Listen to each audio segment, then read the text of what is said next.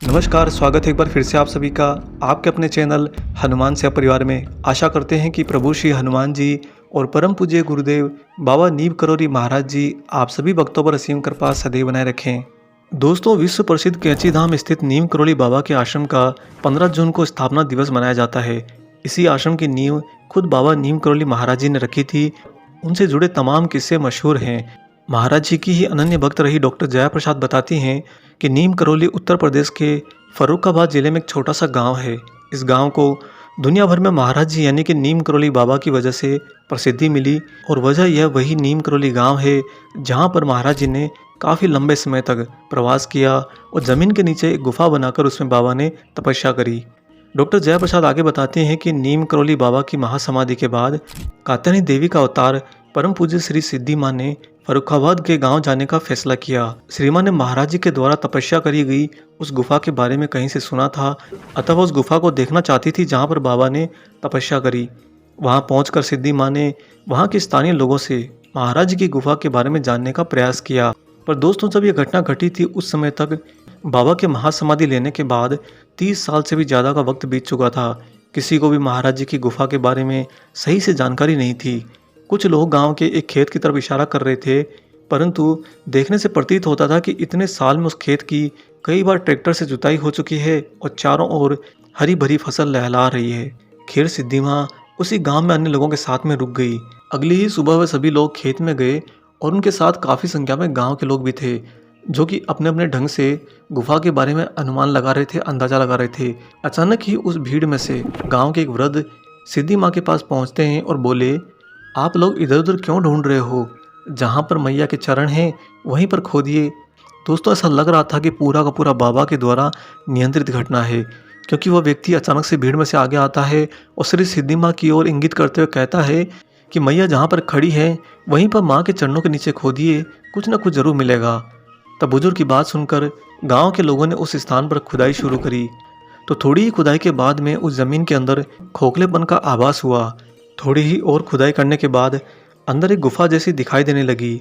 आगे महाराज जी के भक्त जया प्रसाद बताती हैं कि हैरानी की बात यह है कि 30 साल से ज़्यादा वक्त बीतने के बाद भी वो गुफा प्रकृति के प्रकोपों से पूर्ण रूप से सुरक्षित रही थी।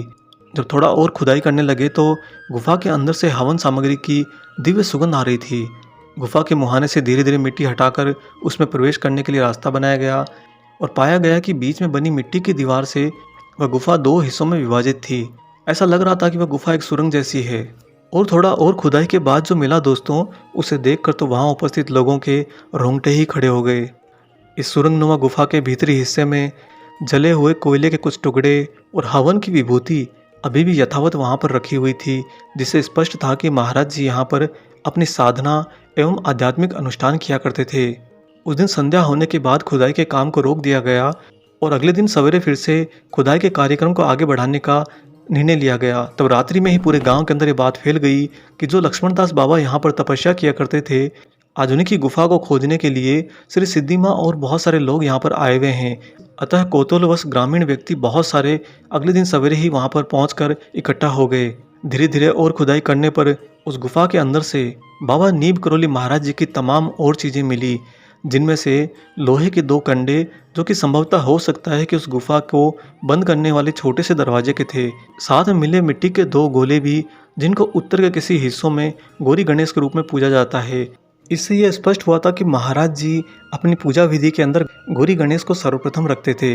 बाबा ने स्वयं ही अपने हाथों से मिट्टी के छोटे छोटे 2 गोले बनाए, जिन्हें गौरी और गणेश के रूप में बाबा पूजा करते थे। आगे महाराज जी की ही भक्त जया प्रसाद बताती हैं कि इसके बाद सिद्धि मां और अन्य लोगों ने गांव में कुछ दिनों तक ठहरने का निर्णय लिया, क्योंकि सभी लोग वहां पर बाबा की ऊर्जा को एहसास कर रहे थे। आगे नीम करोली गांव के इसी प्रवास के दौरान एक दिन गांव के एक वृद्ध व्यक्ति, जो कि चलने फिरने में बिल्कुल भी असमर्थ थे, उन्होंने अचानक से खुद को सिद्धि मां के पास ले जाने के लिए कहा। पहले तो उनके घरवालों ने यह समझा कि शायद यह व्यक्ति सठिया गया है, क्योंकि सिद्धि मां को उस समय गाँव में कोई नहीं जानता था। अतः व्यक्ति किसी अपरिचित व्यक्ति के लिए कैसे इतना ज़्यादा आतुर हो सकता है मिलने के लिए। लेकिन वह वृद्ध बिल्कुल नहीं माना और उसने तो जिद ही पकड़ ली। तुरंत ही बात गांव के सरपंच तक पहुंच गई और उनके परिवार के जन और गांव के अन्य लोग उन्हें उठाकर सहारा देकर सिद्धि मां के पास लेकर गए। अब जो हुआ दोस्तों, यह तो आपके भी रोंगटे खड़े कर देगा। वह वृद्ध व्यक्ति जो चलने फिरने में बिल्कुल ही असक्षम था, उसे जब गांव के सभी लोग अपने साथ में सहारा देकर श्री सिद्धि माँ के पास लेकर गए, तो उन वृद्ध व्यक्ति ने बताया कि महाराज जी ने नीम करौली गांव छोड़ने से पहले उन्हें एक लोहे का चिमटा दिया था और उस चिमटे को अपने पास ही सुरक्षित रखने को कहा था। आगे वह वृद्ध व्यक्ति कहते हैं कि महाराज जी जब चले गए, तब से नीम करौली गांव कभी नहीं लौटे और बाद में खबर मिली कि सन 1973 में उन्होंने वहां समाधि ले ली है, अतः वह चिमटा मेरे पास ही रह गया। आगे वह वृद्ध व्यक्ति बताते हैं कि आप लोगों के यानी कि श्री सिद्धि माँ और अन्य भक्तों के नीम करौली गांव में आने के ठीक एक दिन पहले ही महाराज जी उनके स्वप्न में आए और कहा कि माँ, नीम करौली आई हुई हैं और ये चिमटा तुम जाकर माँ को दे दो।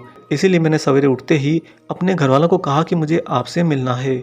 जब उस असहाय वृद्ध व्यक्ति ने वह चिमटा श्री सिद्धि माँ को दिया और सिद्धि माँ ने जब बड़े गौर से देखा, तो पाया कि उस लोहे के चिमटे के ऊपर बाबा लक्ष्मण दास खुदा हुआ था। श्री सिद्धि माँ ने उन वृद्ध बाबा से वह चिमटा ले लिया और गुफा से प्राप्त अन्य महाराज के सभी अवशेषों को लेकर आगे वह कैंची धाम की ओर लौट आई। दोस्तों, यह चिमटा मिलना और उस वृद्ध व्यक्ति को स्वप्न में आकर बाबा का आदेश देना कि यहाँ पर माँ आई हुई है, उन्हें दे दो, इसका स्पष्ट मतलब निकल कर आया कि 30 वर्ष तक का जो समय था वो भी बाबा का ही रचा हुआ था। बाबा इस भौतिक जगत प्रेत लोक के समय से बहुत ज़्यादा परे हैं दोस्तों।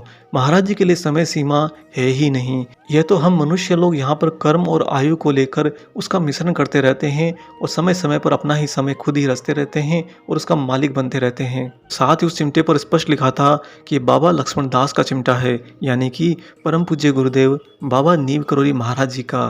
और साथ ही महाराज जी के बारे में बताई गई, साझा करी गई वो सारी घटनाएं जो नीम करौली गांव से जुड़ी थी, वो सारे की सारी प्रमाणित हो गई कि हाँ, बाबा महाराज जी ने उसी गांव के अंदर तपस्या करी थी और वहां पर ही महाराज जी ने अपने ही अद्वैत स्वरूप प्रभु श्री हनुमान जी को जागृत किया था।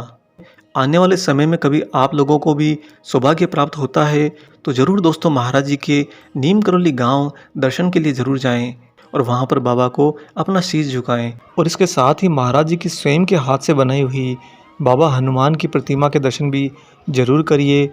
यह स्थान महाराज जी के आशीर्वाद और देवीय ऊर्जाओं से पूर्ण रूप से व्याप्त है। हम आशा करते हैं आज का ये महाराज जी का जानकारी भरा वीडियो आपको जरूर पसंद आया हो। वीडियो अगर अच्छा लगा है तो जाने से पहले इसे लाइक कर दीजिए और अगर आप चैनल पर नए हैं तो चैनल को सब्सक्राइब कर लीजिए। मिलेंगे बहुत जल्दी ही एक और ऐसे ही अलौकिक अंक के साथ।